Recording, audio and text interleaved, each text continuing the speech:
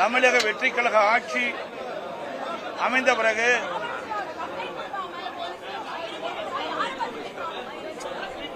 வேளாண் பட்ஜெட் முதலில் இரண்டாம் நாளில் தாக்கல் செய்யப்பட்டிருக்கிறார்கள்.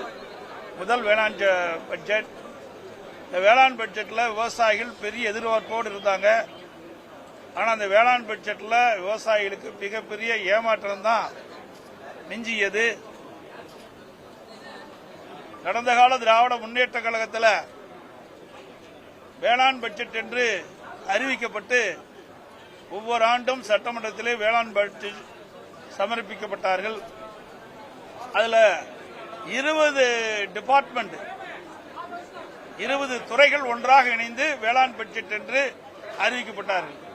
அதே நிலையில்தான் இன்றைக்கு புதிதாக அமைந்துள்ள தமிழக வெற்றி கழக அரசு தமிழக விவசாயிகளை ஏமாற்றுகின்ற விதமாக வேளாண் பட்ஜெட் என்று அறிவிக்கப்பட்டு சுமார் 2.5 மணி நேரம் அந்த வேளாண் பட்ஜெட்டை வாசித்தார். ஆனால் அதில் ஒரு முக்கியமான திட்டம் ஒன்றும் இடம்பெறவில்லை. விவசாயிகளுக்கு பயனளிக்கக்கூடிய திட்டம் எதுவும் இடம்பெறவில்லை. ஏற்கனவே ஒவ்வொரு ஆண்டும் வேளாண் மானிய கோரிக்கை நடைபெறுகின்ற பொழுது என்ன அறிவிப்பு இருக்கின்றதோ அதே அறிவிப்பு தான் வேளாண் பட்ஜெட்டிலும் இடம்பெற்றிருக்கின்றது. கடந்த காலத்தில் திராவிட முன்னேற்ற கழக ஆட்சியில் 20 துறையும் ஒன்றாக இணைத்து வேளாண் பட்ஜெட்டை அறிவித்தார்கள். அதில் எப்படி துறை வாரியாக இந்த 20 துறை வாரியாக எப்படி அறிவிக்கப்பட்டதோ அதே போலதான் இன்றைக்கு தமிழக வெற்றி கழகம் வேளாண் பட்ஜெட்டை சட்டமன்றத்தில் சமர்ப்பிக்கின்ற பொழுது அதையே திருப்பி ஸ்டிக்கர் ஒட்டி அறிவிச்சிருக்கிறாங்க. அவ்வளவுதான், புதுசா எதுவுமே இல்லை.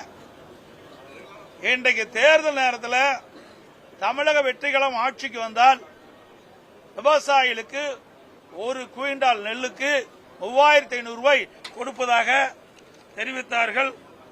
அதேபோல கரும்புக்கு டன்னுக்கு ஆதார விலையாக ஒரு டன் மெட்ரிக் டன் கரும்புக்கு குறைந்தபட்ச ஆதார விலையாக ரூபாய் 4500 ரூபாய் வழங்கப்படும் என்று அந்த தேர்தல் காலத்திலே தமிழக வெற்றி கழகத்தின் சார்பாக தமிழக வெற்றி கழக தலைவர் திரு ஜோசப் விஜய் அவர்கள் அறிவித்தார்கள். ஆனால் இன்றைய தினம் வேளாண் பட்ஜெட்டிலே அந்த அறிவிப்பு இடம்பெறவில்லை, பட்ஜெட்டிலும் இடம்பெறவில்லை. அதேபோல விவசாய ஒத்தகைக்கு ஓட்டுகின்ற விவசாயிகள் விவசாய தொழிலாளிகளுக்கு வருடத்திற்கு 10,000 ரூபாய் வழங்கப்படுவதாக அறிவித்தார்கள். அவருடைய அந்த புத்தகம், அந்த வெற்றி கழகத்தினுடைய தேர்தல் அறிவிப்பு புத்தகம். அதுல பாத்தீங்கன்னா சொந்தமாக விவசாய நிலம் வைத்துள்ள ஒவ்வொரு விவசாய குடும்பத்திற்கும் விதைப்பு கால நிதியுதவியாக ஆண்டுக்கு 15,000 ரூபாய் 2 தவணைகளில் ஜூலை ஆகஸ்ட் பருவம் ஜனவரி பிப்ரவரி பருவம் வழங்கப்படும். விதைப்பு கால செலவுகள் சமாளிப்பதற்கு இந்த நிதி உதவி வழங்கப்படும். 2 முறை 5,000 கொடுக்கறாங்க. இந்த அறிவிப்பில் இடம்பெறல.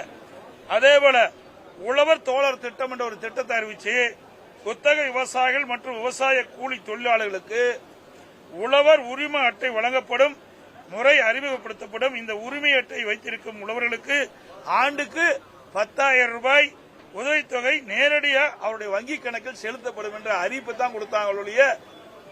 இனிக்க விவசாயிகளை ஏமாற்றுகின்ற விதமாக விவசாய தொழிலாளிகளை ஏமாற்றுவதமாக தேர்தல் நேரத்தில் அறிவிப்பை கொடுத்துவிட்டு இந்த வேளாண் பட்ஜெட்ல இந்த அறிவிப்பெல்லாம் எதுவுமே இடம்பெறல.